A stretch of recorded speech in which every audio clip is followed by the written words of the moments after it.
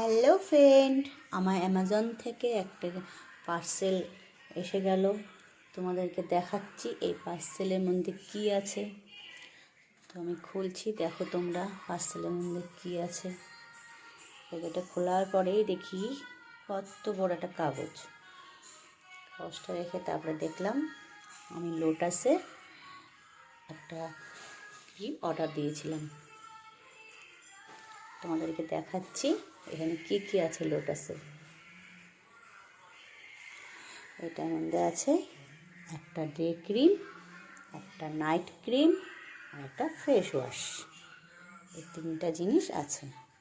তো কাচের তো ওগুলো খুব ভারী ছিল, তাই আমি ধীরে ধীরে আস্তে আস্তে দেখাচ্ছিলাম। একটা ডে ক্রিম, একটা নাইট ক্রিম আর একটা ফেস ওয়াশ। তিনটা খুব ভালো প্রোডাক্টগুলো।